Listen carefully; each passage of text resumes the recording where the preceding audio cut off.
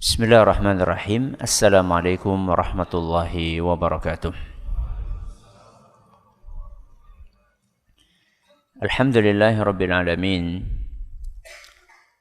Wassalatu wassalamu ala ashrafil anbiya'i wal mursalin. Nabiyyina wa sayyidina Muhammadin wa ala alihi wa sahbihi ajma'in, amma ba'd.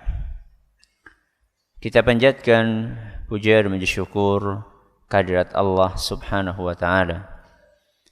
Pada kesempatan malam yang berbahagia kali ini, kita masih kembali diberi kekuatan, kesehatan, hidayah serta taufik dari Allah Jalla wa Ala, sehingga kita bisa kembali menghadiri ngaji Asmaul Husna di Masjid Manarul Ilmi di Komplek Pondok Pesantren Tunas Ilmu di Desa Kedung Wuluh, Purbalingga ini.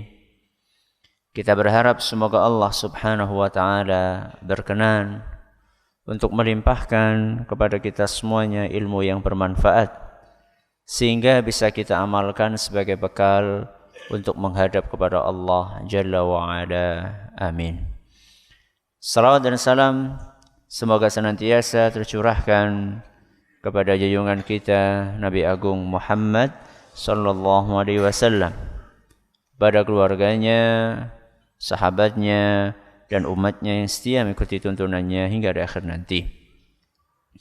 Para hadirin dan hadirat sekalian yang kami hormati, dan juga segenap pendengar Radio Insani 88.8 FM di Purbalingga, Purwokerto, Banyumas, Banjarnegara, Cilacap, Wonosobo, Kebumen dan sekitarnya, serta para pemirsa Yufi TV dan Niaga TV yang mudah-mudahan senantiasa dirahmati oleh Allah Azza wa Jalla. Alhamdulillah, pada kesempatan yang berbahagia kali ini kita masih melanjutkan pembahasan tentang dua nama Allah yang mulia, yaitu Ar-Rahman dan Ar-Rahim. Pada beberapa pertemuan yang sebelumnya kita sudah membahas bagaimana kita bisa merasakan kasih sayang Allah Azza wa Jalla. Kali ini kita akan memasuki pembahasan baru, masih tentang Ar-Rahman dan Ar-Rahim. Dan pembahasan ini akan selalu kita temukan InsyaAllah saat kita membahas nama-nama Allah yang lainnya, yaitu buah manis meyakini nama Ar-Rahman dan Ar-Rahim, bagian yang pertama. Apa? Buah manis meyakini nama Ar-Rahman dan Ar-Rahim, bagian yang pertama. Di hadapan kami ada 5 poin, dan nampaknya tidak akan selesai dibahas pada malam hari ini, makanya saya bagi 2, bagian yang pertama dan bagian yang kedua, insyaallah.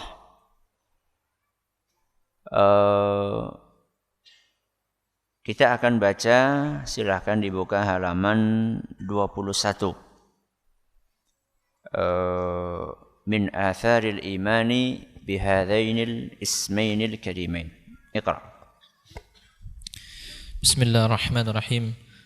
قال الشيخ عبد العزيز بن ناصر الجليل حفظه الله تعالى: من آثار الإيمان بهذين الاسمين الكريمين: أولا محبة الله عز وجل المحبة العظيمة، وذلك حينما يفكر العبد وينظر في آثار رحمة الله عز وجل في الآفاق وفي النفس التي لا تعد ولا تحصى. نعم. Min atharil imani bihadainil ismainil karimain. Buah manis keimanan terhadap 2 nama Allah ini, yaitu Ar-Rahman dan Ar-Rahim. Jadi pembahasan tentang Asmaul Husna itu tidak cukup hanya sekedar mengkaji makna dan kandungan yang ada dalam nama-nama tersebut. Namun kita harus mendapatkan sesuatu yang bisa kita aplikasikan dalam kehidupan keseharian. Sehingga ngaji Asmaul Husna itu bukan hanya sekedar menambah pengetahuan. Bukan sekedar memperbanyak teori. Namun ada prakteknya dalam kehidupan keseharian. Sehingga orang yang ngaji Asmaul Husna itu harapannya setelah ngaji ada perbaikan.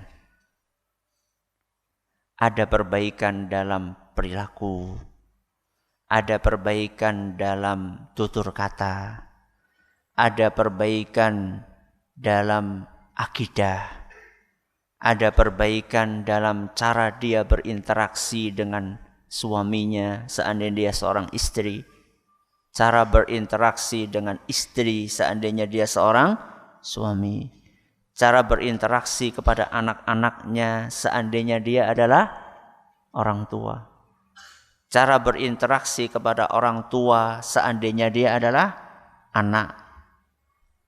Orang yang ngaji Asmaul Husna itu harus ada perubahan.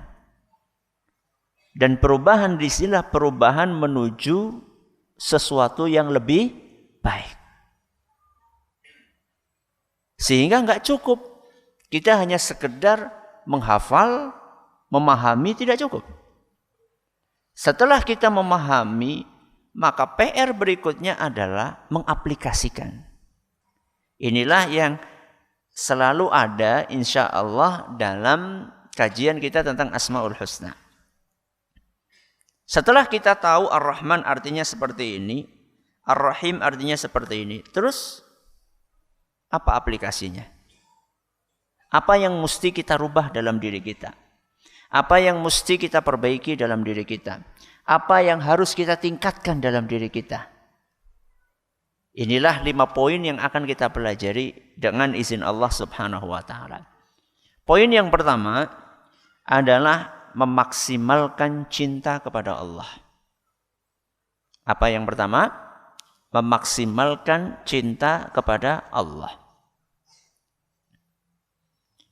Di sini penulis mengatakan awalan mahabbatullahil mahabbatal azimah. Setelah kita memahami nama Ar-Rahman, Ar-Rahim dan kandungan yang ada dalam kedua nama yang mulia ini, maka seharusnya kita menumbuhkan kecintaan yang besar kepada Allah. Bagaimana itu bisa muncul? Hinama yufakkirul abdu wa yanzuru fi athari rahmatillahi azza wa jalla fil afaqi wa fil nafs. Rasa cinta kepada Allah itu akan muncul manakala kita merenungi, manakala kita merasakan efek dari kasih sayang Allah di alam semesta dan di dalam diri kita. Jadi kalau kita merasa kok ya saya cintanya kepada Allah biasa-biasa saja. Kok cinta saya kepada Allah kurang tebal. Kok cinta saya kepada Allah baru slogan di mana? Di mulut. Maka cobalah kita rasakan kasih sayang Allah kepada kita. Ketika kita merasakan kasih sayang Allah kepada kita, maka saat itu otomatis cinta kita kepada Allah akan meningkat. Bagaimana setiap hari Allah memberi kita apa yang kita butuhkan. Bahkan kadang-kadang tanpa kita minta pun Allah beri. Saya pernah dicurhati sama seseorang yang mengeluh karena sakit sudah menaun. Dan beliau menyampaikan bahwa beliau sudah berdoa agar disembuhkan oleh Allah, dan ternyata sampai detik beliau menghubungi kami belum disembuhkan sama Allah. Lalu beliau seakan-akan mengatakan, kenapa kok Allah tidak kabulkan permintaan saya? Apakah Allah tidak sayang lagi kepada saya? Kira-kira demikian isi dari SMS yang beliau kirimkan ke saya. Maka saat itu saya sampaikan kepada beliau, antara doa yang sudah dikabulkan oleh Allah dengan doa yang belum dikabulkan oleh Allah, lebih banyak mana? Antara doa jenengan kepada Allah yang sudah dikabulkan sama yang belum dikabulkan, lebih banyak mana? Lebih banyak yang sudah dikabulkan. Berarti dari mana muncul perasaan Allah tidak sayang kepada kita? Kemudian, ketika Allah memberikan sesuatu kepada kita, Allah berikan sesuatu yang sangat kita butuhkan tanpa kita minta.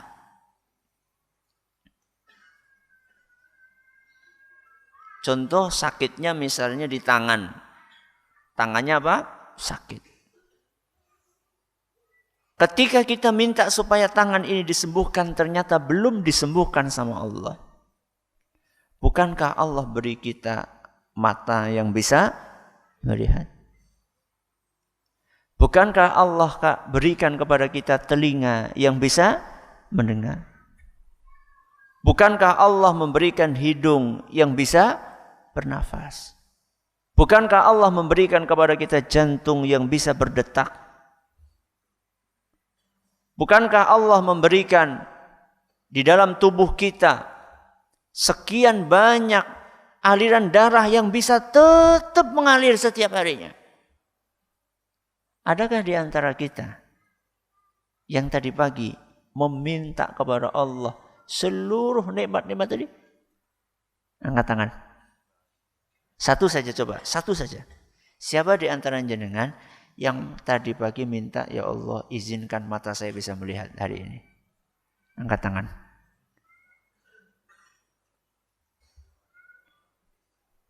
Betul-betul? Dikasih enggak sama Allah? Dikasih. Kalau ada pengemis rutin datang kepada jenengan, suatu hari dia enggak datang, jenengan kasih?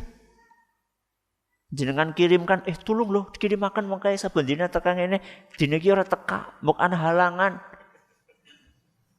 Jenengan lakukan itu? Atau jenengan alhamdulillah ora teka?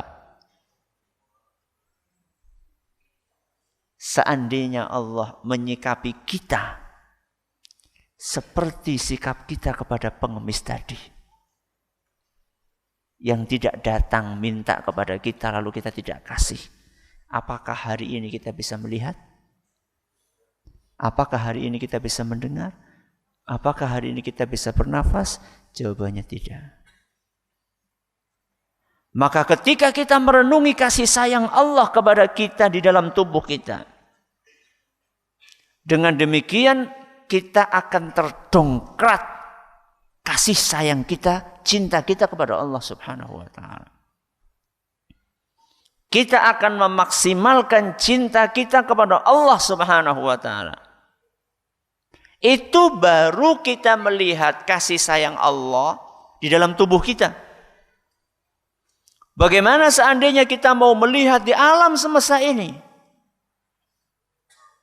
Sebagaimana yang pernah kita sampaikan dalam kajian merasakan kasih sayang Allah lewat fasilitas di alam semesta.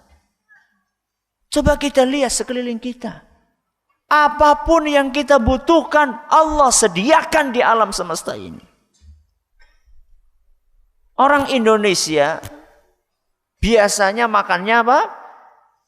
Nasi. Subhanallah, Allah tumbuhkan di Indonesia ini pohon padi yang luar biasa banyaknya. Nanti beda lagi di daerah yang lainnya. Bahkan gak usah di Indonesia. Nggak usah hanya di Indonesia. Di dalam Indonesia sendiri ada sebagian masyarakat yang makanan pokoknya adalah selain nasi. Apa? Sagu. Daerah mana itu? Daerah timur. Nah, lebih gampang daerah timur. Tapi itu Jawa Timur. Timur, lebih timur dari Jawa Timur. Di daerah yang orangnya biasa makan sagu, maka Allah tumbuhkan apa? Pohon sagu. Itu baru masalah makanan. Ya. Belum masalah minuman. Ya. Belum masalah buah-buahan.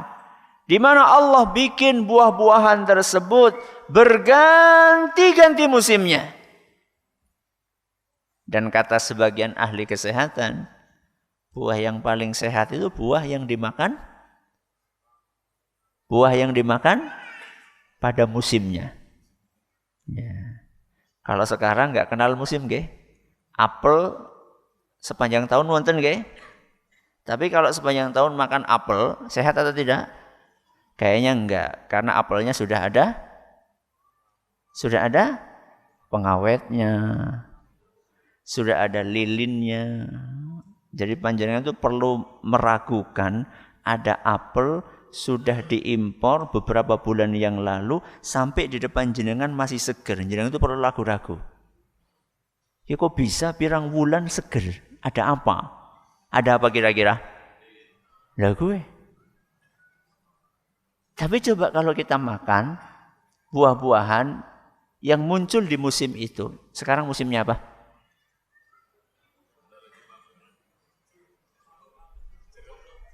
Jeruk. Nah, coba jenengan makan jeruk hasil Indonesia sama jeruk yang diimpor. Ya. Mungkin lebih manis jeruk yang diimpor, mungkin ya, mungkin. Walaupun jeruk dalam negeri pun juga apa? Ada yang manis gitu ya. Tapi coba jenengan rasakan di leher, di perut, seger mana? Seger yang muncul di musimnya saat itu. Apalagi kalau jenengan, Masya Allah, makanya ya hanya buah-buahan yang ada di sekeliling jenengan. Apa gue? Gandul. Ya. Apalagi? Pisang. Ya.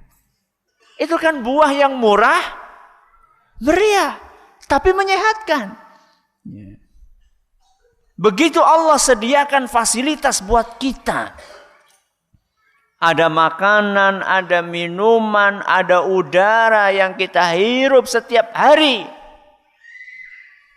Dan udara tersebut kita hirup gratis. Padahal seandainya kita beli oksigen di rumah sakit. Coba tanya sama orang yang tidak bisa bernafas kecuali dengan tabung oksigen. Berapa duit yang harus dia keluarkan?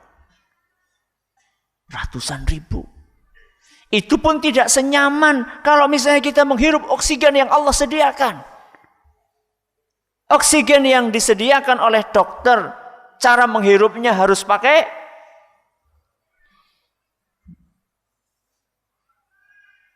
jenengan pernah melihat orang yang sakit kemudian ditutupi pakai apa?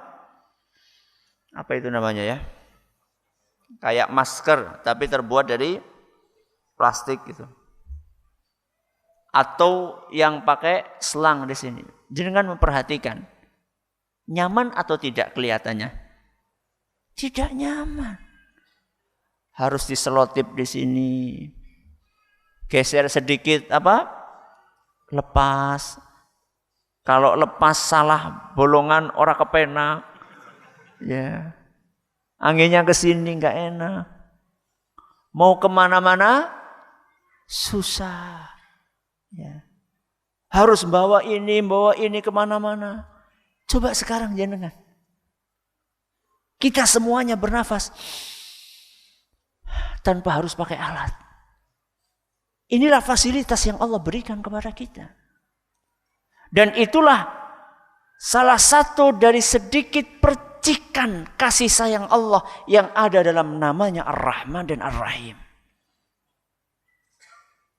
Maka buah manis yang pertama, Ketika kita meyakini kandungan Ar-Rahman dan Ar-Rahim adalah kita akan memaksimalkan cinta kita kepada Allah. Bahkan cinta kita kepada Allah akan mengalahkan cinta kita kepada selain Allah siapapun dia.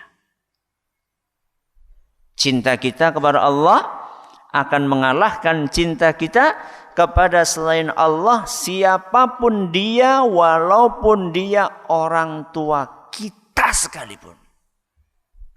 Walaupun dia anak kita sekalipun. Walaupun dia belahan jiwa kita sekalipun. Apalagi warung. Apalagi sawah.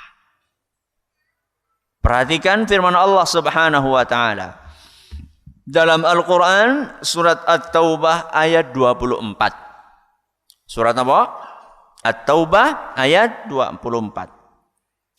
Qul in kana aba'ukum, katakanlah seandainya orang tua kalian, wa abna'ukum dan anak kalian, wa ikhwanukum dan saudara kalian, wa azwajukum dan suami atau istri kalian, wa ashiratukum dan kerabat kalian, wa amwalun iqtaraftumuha dan harta yang kalian kumpulkan, wa tijaratun takhshawna kasadaha dan bisnis yang kalian khawatirkan kerugiannya, wa masakina tardawnaha dan rumah tempat tinggal yang kalian sukai.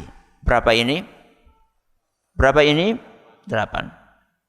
Allah berfirman, katakanlah seandainya 8 ini ahabba ilaikum minallahi, seandainya yang 8 ini lebih kalian cintai dibandingkan Allah. Lebih kalian cintai dibandingkan Allah. Atau dengan kata lain, kecintaan kalian kepada 8 hal ini lebih besar dibandingkan apa? Kecintaan kalian kepada Allah.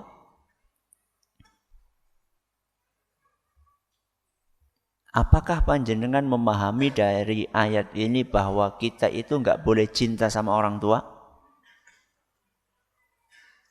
Apakah panjenengan memahami dari ayat ini bahwa kita tidak boleh cinta kepada anak? Panjenengan memahami itu atau tidak? Kok diam aja? Apakah panjenengan memahami dari ayat tadi kita enggak boleh cinta sama orang tua? Boleh. Terus maksudnya apa? Cinta kita kepada 8 hal ini tidak boleh melebihi cinta kita kepada Allah.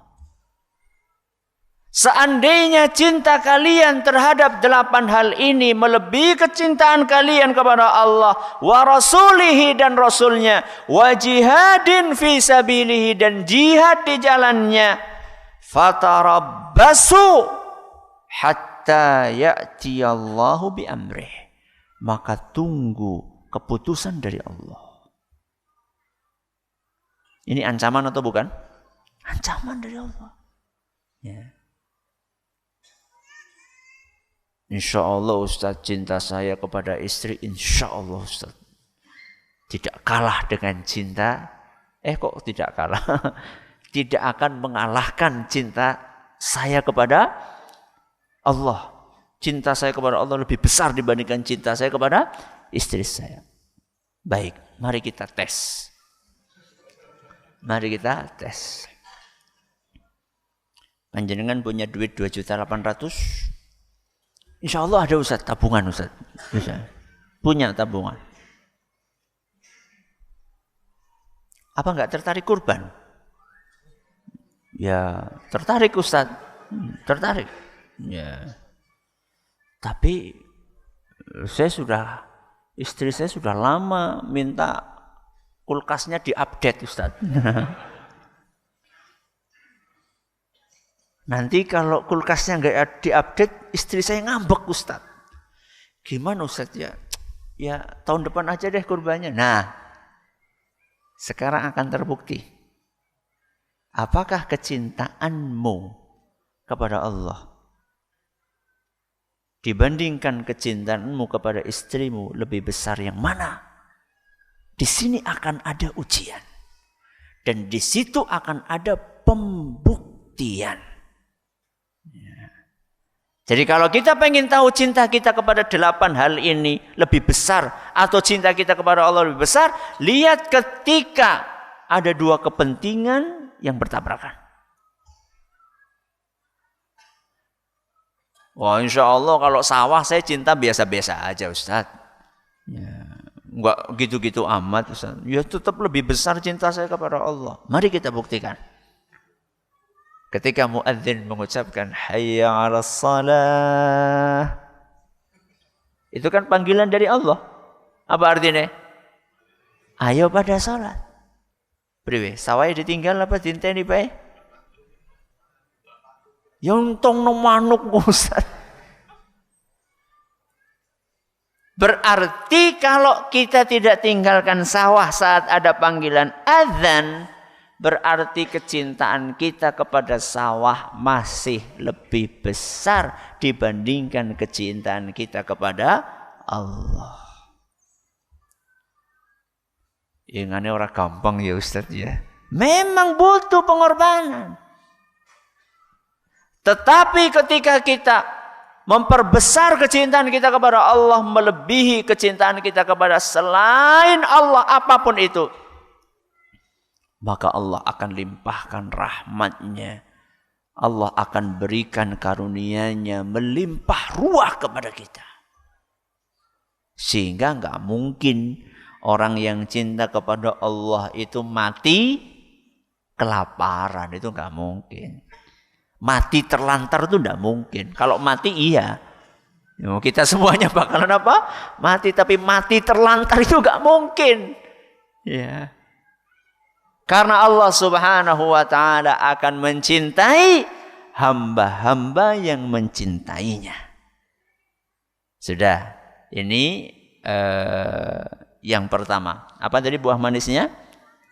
Memaksimalkan cinta kepada Allah. Sengaja saya menggunakan kata memaksimalkan. Jadi bukan sekedar mencintai. Kalau mencintai kan semuanya ngaku apa? Cinta. Kita maksimalkan, kita polkan ya, cinta kita kepada Allah. Baik, poin yang kedua.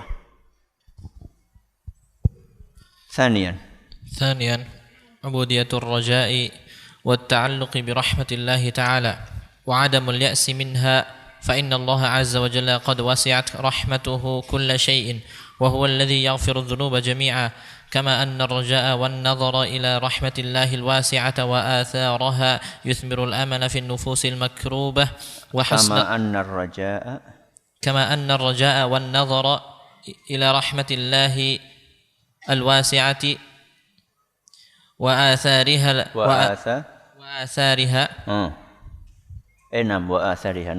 وآثارها يثمر الأمل في النفوس المكروبة وحسن الظن بالله تعالى وانتظار الفرج بعد الشدة ومغفرة الذنوب. Nah, yang kedua, tak pernah putus harapan. Apa?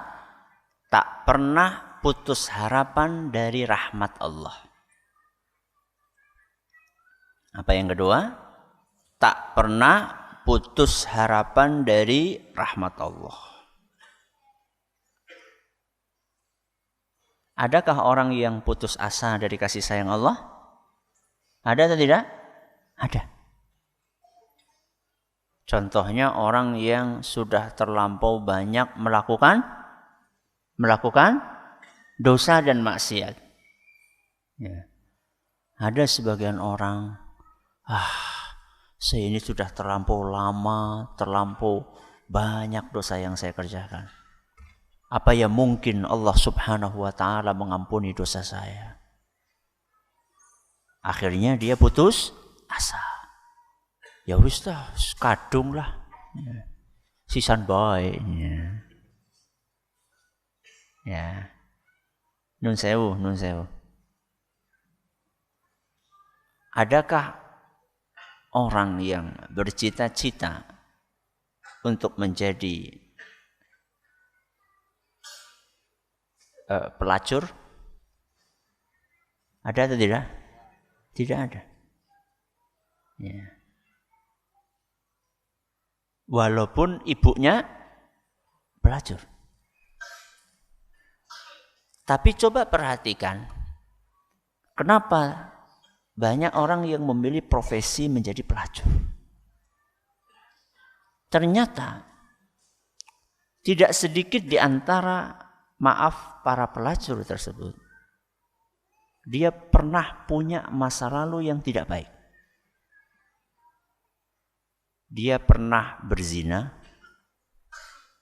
dia pernah dikecewakan oleh pacarnya, digauli terus ditinggalkan. Ketika dia akan bertobat, dia merasa, saya ini sudah kotor. Wisisan bae nyemplung. Ini bahayanya ketika orang putus asa. Padahal sebesar apapun dosa yang dilakukan oleh seorang hamba, maka rahmat Allah lebih besar dari dosa dia. Saya ulangi. Sebesar apapun dosa yang dilakukan oleh hamba, sungguh rahmat Allah, ampunan Allah lebih besar dibandingkan dosa hamba tersebut. Anak-anak yang di tangga, anak-anak yang di tangga, nggak ngobrol di tangga ya, kasihan yang di samping tangga itu terganggu. Ayo, kalau ke atas yang tenang, kalau ke bawah silahkan ke bawah, nggak transit di tangga.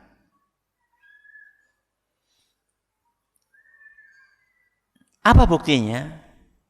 Buktinya firman Allah Subhanahu wa taala dalam sebuah hadis qudsi. Dalam sebuah hadis qudsi yang diriwayatkan oleh Imam At-Tirmidzi, dan beliau mengatakan hadis ini hasan gharib, di mana Allah Subhanahu wa taala berfirman, ya bna Adam, wahai anak Adam. Sinten? Manusia. Wahai manusia, lau balagat dhunubuka ananas samai, seandainya dosamu ditumpuk setinggi langit. Seandainya dosamu ditumpuk setinggi langit. Berarti pinten niku dosane? Dosa ditumpuk sampai ke langit. Andaikan dosamu ditumpuk sampai ke langit, thumma astaghfartani, kemudian engkau mau memohon ampun kepadaku, engkau mau beristighfar kepadaku, engkau mau bertaubat kepadaku, ghafartu lak, aku akan ampuni seluruh dosamu tersebut, wala ubali, dan aku tidak peduli dengan banyaknya dosa yang kamu kerjakan. Maka orang yang paham dengan rahmat Allah yang dikandung dalam namanya Ar-Rahman dan Ar-Rahim, dia tidak akan pernah putus harapan. Karena dia tahu sebesar apapun dosa yang dia kerjakan, rahmat Allah lebih besar. Allah firmankan itu dalam Al-Quran. Surat Ghafir ayat 7. Surat apa? Ghafir ayat 7. Rabbana wasi'ta kulla syai'ir rahmatan wa ilma. Wahai Rabb kami, Sesungguhnya rahmatmu dan ilmumu mencakup segala sesuatu. Tidak ada yang luput dari rahmat Allah. Jangankan orang Islam yang bergelimang dosa, orang kafir pun, orang musyrik pun mereka tetap mendapatkan cipratan rahmat Allah. Apalagi seorang muslim yang punya kekurangan ini dan itu. Orang kafir saja diliputi oleh rahmat Allah. Dia tetap dikasih makan sama Allah. Dia tetap dikasih minum sama Allah. Dia tetap dikasih nafas sama Allah. Dia tetap dikasih rumah sama Allah. Apalagi mukmin, apalagi muslim. Dan muslim itu mau bertobat kepada Allah Subhanahu wa ta'ala.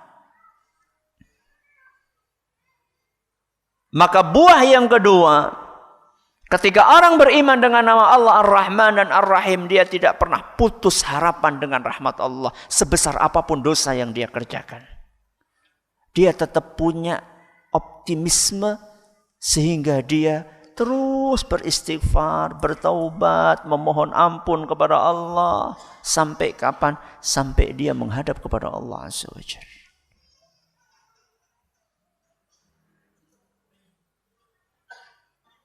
Dan harapan itu dibutuhkan bukan hanya orang yang bergelimang dosa, termasuk orang yang sedang diuji dengan ujian-ujian yang berat oleh Allah.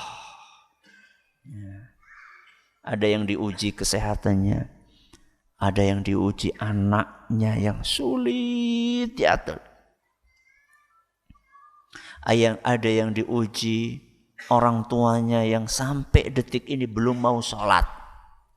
Ujian atau bukan itu? Ujian. Ya.